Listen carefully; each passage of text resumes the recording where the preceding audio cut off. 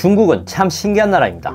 만물 중국설이라는 표현 들어봤나요? 중국은 다른 나라의 문화와 역사를 자기 것이라고 주장하는 경우가 많습니다.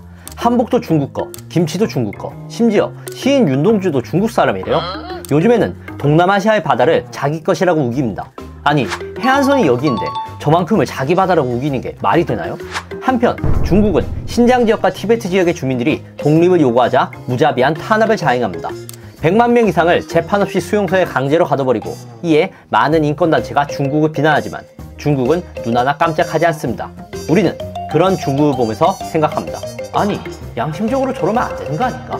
하지만 여러분, 국제사회의 관점에서 바라보면 여러분은 중국을 이해할 수 있습니다.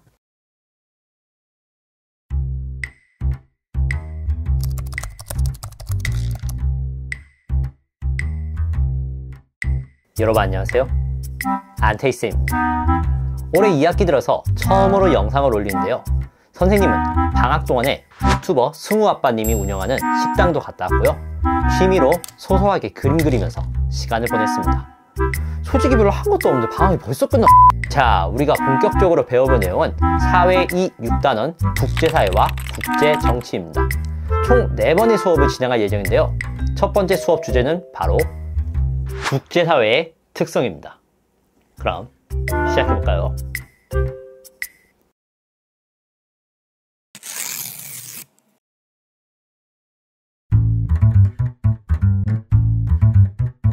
개인이 뭉치면 사회가 되듯이 국가가 뭉치면 국제사회가 됩니다. 원래도 그랬지만 요즘 국제사회가 좀 뒤숭숭하잖아요? 러시아와 우크라이나의 전쟁은 끝날 기미가 보이지 않고 미국과 중국은 경제적으로 서로를 견제하면서 신경전을 벌이고 있습니다. 국제사회는 국가를 기본 요소로 하여 서로 영향을 주고받으며 공존하는 사회를 의미합니다. 이때의 국가는 주권을 가진 국가를 의미합니다. 여기서 주권이라 함은 국가가 자신의 의사를 최종적으로 결정할 수 있는 권력을 의미합니다. 주체적인 권력, 줄여서 주권이죠. 이 주권은 국가 안에서는 최고의 힘을 가지며 국가 밖에서는 다른 국가에 종속되지 않는 독립성을 가집니다. 오늘날에는 국가뿐 아니라 국제기구, 다국적 기업, 영향력 있는 개인 등 다양한 주체가 국제사회에 참여하고 있습니다.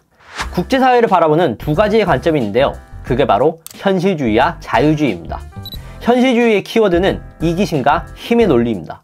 원래 인간은 이기적이고, 인간으로 구성된 국가도 이기적이고, 이기적인 국가들로 구성된 국제사회도 이기적이야. 그래서 국제사회는 평화보다는 힘의 논리가 작용하는 것이, 약한 국가는 강한 국가에 잡아먹히는 정글이 바로 국제사회라고. 반면 자유주의의 키워드는 도덕, 규범, 여론입니다. 국제사회에도 엄연히 도덕과 규범, 여론이 작동하기 마련이야. 물론 강제성은 떨어지지만 많은 국가가 이를 준수하려고 노력하고 있어. 국제사회는 양육 강식이 정글이 아니라 우리의 노력으로 가꿔나갈 수 있는 정원과도 같아.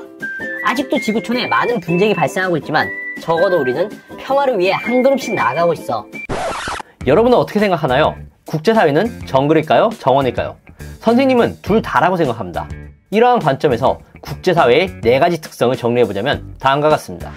자, 인트로에서 이야기했던 중국을 예로 이 4가지 특성을 하나씩 분석해보도록 합시다.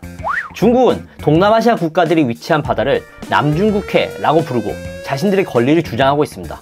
베트남, 말레이시아, 브루나이, 필리핀의 입장에서는 당황스럽겠죠? 국가 간 분쟁을 해결하기 위해 네덜란드 헤이그에 세워진 상설중재재판소란 곳이 있는데, 여기에 필리핀 정부가 이 남중국해 문제로 소송을 제기했어요. 그 결과는 중국이 남중국해에서 영유권을 주장하는 것은 법적 근거가 없다. 상설중재재판소는 필리핀 정부에 손을 들어주었습니다. 그럼에도 불구하고 중국은 필리핀 정부의 일방적 요구에 따른 부당한 재판이다 라고 이야기하며 오히려 남중국해에서의 군사활동을 강화하고 있죠. 중국은 2000년 전 한나라 때 우리가 남중국해의 섬을 관리했다는 기록이 있다 라고 주장하며 남중국해를 차지하려고 합니다. 아니, 2000년 전 기록 가지고 양심적으로 그러면 안 되는 거 아닌가? 그런데 국제사회에는 양심이나 도덕보다 중요시되는 것이 자국의 이익입니다. 사실 중국의 속내는 역사적인 영토 회복이 아닌 경제적 이익 추구에 있거든요. 남중국해 아래에는 막대한 양의 천연가스와 석유가 매장되어 있으며, 또한 이 남중국해를 통해 중국은 자국의 상품들을 원활하게 수출할 수 있는 해양 항로도 확보하게 될 겁니다. 중국은 이것들을 포기할 수 없는 겁니다. 상설중재재판소에서 필리핀에 손을 들어주었지만 중국은 들은 척도 하지 않습니다. 왜냐면 이 재판소의 판결은 강제성이 없거든요.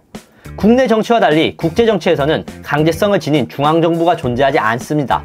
이 때문에 국가 간의 분쟁이나 갈등이 발생했을 때 이를 조정하고 해결하는 것은 매우 어렵습니다. 동남아시아 국가들이 힘을 합쳐 중국에 맞서 싸우면 되지 않을까? 라고 생각할 수도 있을 텐데 상대는 중국이잖아요. 세계 3위의 군사력을 상대로 약소국들이 뭉쳐봤자 어림도 없죠. 결국 국제사회는 힘의 논리가 작용하는 정글과 같은 공간입니다. 물론 모든 나라가 중국처럼 행동하진 않습니다. 많은 국가들은 국가 간의 합의에 근거한 국제법을 준수하고자 노력하며 국제적인 여론이나 유엔과 같은 국제기구의 결정들을 존중합니다. 최근에는 환경, 인권, 난민 등 국경을 넘어서는 전지구적 문제가 발생하고 있고 이를 해결하기 위한 국제사회의 협력이 강조되고 있죠. 국제사회가 협력하는 자세한 사례들은 다음 수업에서 다뤄보도록 할 겁니다. 자, 결론적으로 우리가 중국을 이해하기 위해서는 앞에서 말한 현실주의의 관점으로 바라볼 필요가 있습니다. 국가는 양심이나 도덕 이런 것보다는 자국의 이익을 위해서 움직이는 경우가 많습니다. 중국이 한복이나 김치를 자기들 것이라고 우기는 이유는 그렇게 하면 자신들에게 이득이기 때문입니다. 중국의 한복과 김치 왜곡 전략이 성공하면 어떤 일이 발생하게 될까요? 전 세계에서는 김치를 중국 음식이라고 생각해서 중국산 김치가 해외 시장을 장악할 거예요. 중국이 경제적으로 큰 수익을 얻겠죠? 그리고 한복의 매력에 빠진 외국인들은 한국이 아닌 중국으로 관광을 가게 될 겁니다. 우리의 관광 수입을 모두 중국에게 뺏기게 되는 거죠. 막무가내로 우기는 중국이 이해 안 되는 사람들이 많을 텐데 국제사회의 관점에서 보면 중국은 너무나도 당연한 행동을 하고 있는 겁니다. 중국이 신장과 티베트 지역의 독립을 수용소까지 만들면서 탄압하고 있는 이유도 마찬가지입니다. 신장 지역은 8개 나라와 국경을 접하고 있어서 전략적 중요성이 매우 큽니다. 또한 티베트는 인도와 마주보고 있기 때문에 중국은 인도의 영향력이 강해지는 것을 막기 위해서라도 절대 티베트를 놓아줄 수 없습니다. 그들에게는 인권보다 국가의 이익이 우선이니까요. 물론 중국도 때에 따라서는 다른 나라들과 화해하고 협력하기도 합니다. 국제사회의 자유주의적 특성도 함께 적용되고 있는 거죠. 앞으로 우리는 중국을 바라볼 때 아니 중국은 왜 저런데? 라고 한심해할 것이 아니라 아니 중국이 왜 저러는 거지? 하고 그들의 의도 그리고 그 의도가 우리에게 미칠 영향까지 고려해서 냉정하게 판단할 필요가 있습니다. 그게 바로 우리가 사회를 배우는 이유겠죠.